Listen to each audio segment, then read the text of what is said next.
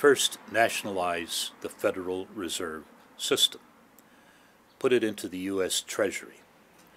Virtually all central banks in the world today are parts of their government. They belong to their governments.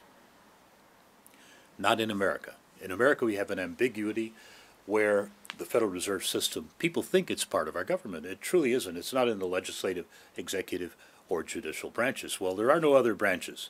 It's not part of our government. It gets its own budget. It doesn't have to get a budget from Congress. It gets it from its money operations.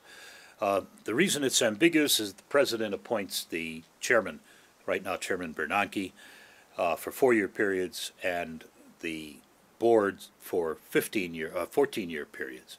So there's that ambiguity.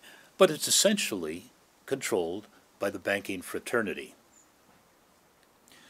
We put that into the U.S. Treasury, number one, first step. But that alone doesn't do it. And we know that because the Brits did that in 1946. They nationalized the Bank of England. It worked for a little while, and they immediately got their social programs, they got health care, they got a lot of good things. And when they first started it, about half the British money was thereby created by government, but they didn't do the whole thing. And we learned this from history. We look at the facts of history, and then we adjust to what we must do now. In Britain, they allowed the private banks to continue creating money through what over here we call a fractional reserve process. So we learn from the British example, because while immediately when they took over the Bank of England, half the money in the UK was created by the government through the Nationalized Bank of England, the other half was created by the private banking. When you look today, 95 to 97% of all the money in England is created by private banking. Only 3 to 5% is created by the government, because the bankers are organized. They know what they want. They don't even have to form a lobby, but they do, and they keep moving in a particular direction. They get what they want over time, whereas the people only get active during a huge crisis, such as we have now. And so it's going to be important that we use this crisis properly. So the first thing, you nationalize the central bank. That's not enough. The second thing, you must, through accounting rule changes, and this is not difficult. Accounting is a matter of defining what you want. Through accounting rule changes, you remove the power of banks to create any part of our money supply, and I must emphasize any part. You get people who are saying, oh, let them create half of it. We know from the Bank of England that that doesn't work. Let them create 25%. You let them create any part of the money system, and that will be enough for them to ultimately regain total dominance over the money system. Our money is created through accounting privileges that the banks have. When they put a loan into an account, it becomes money when that gets spent by the person who got the loan. So essentially, someone will sign over their assets and their collateral, and the bank will put a credit, it's just created on an accounting sheet according to certain rules that they have, fractional reserve banking rules, which keep changing, and that becomes money.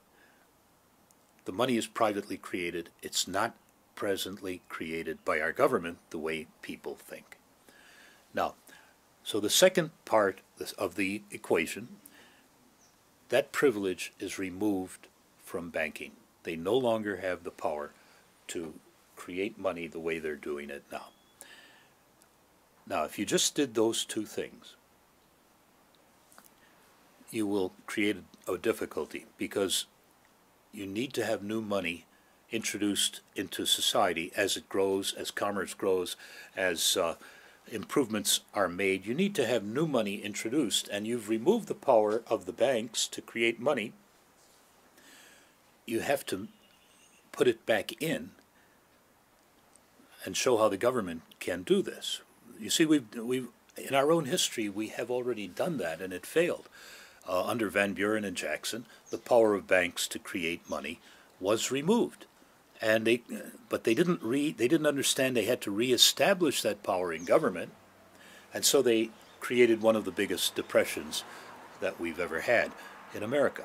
So the third part of the act, the third element that has to go forward and be done, is to have an infrastructure program where new money is directed into elements of infrastructure. The parts that the civil engineers tell us is necessary to fix our bridges, our roads, and, our water supplies, our schools, all of these things. They put out a report every 2 years. You can see that at our website. Go to monetary.org and you'll see these materials there. The third thing that has to be done is that a mechanism is set up for government to fund all of those things, for example, pay for unfunded federal mandates, which are breaking people at the local level in their real estate taxes. All of that can be paid for through the first two parts of the act, nationalizing the Fed. Banks don't create money. The national debt gets paid off a little at a time as it comes due.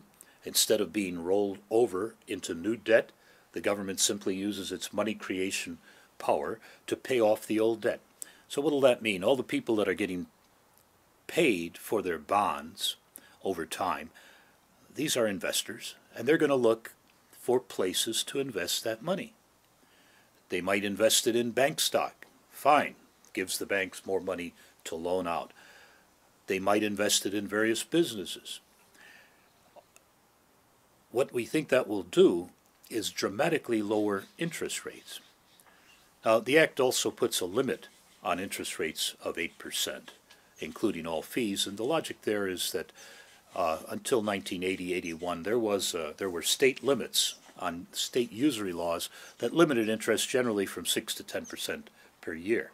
So we chose 8%. It could have been lower. It's an arbitrary thing.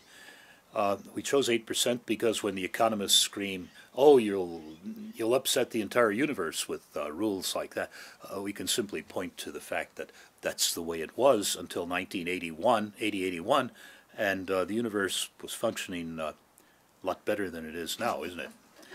Wasn't it? So those are the three elements that you need to do. Now, the power is still in the Congress. The power to make those expenditures is still within the U.S. Congress as it is now. That part doesn't change. But they can get out of this mentality that they have bought into, both the Republicans and the Democrats. They bought into this error that the only way you can get money for those kinds of things is either to tax it or to borrow it.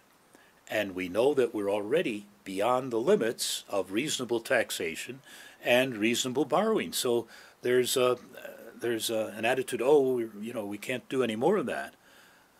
What they have been convinced not to look at is the fact that they can use the monetary system to do these things. And how much power is that? We've had a picture of that just in the last few months where the banks got into trouble. The banks created a horrid mess and have been able to tap into this money power to the tune of several $1 trillion just like that. The benefit of this is we can see the mechanism at work, and we can use that mechanism to promote the general welfare.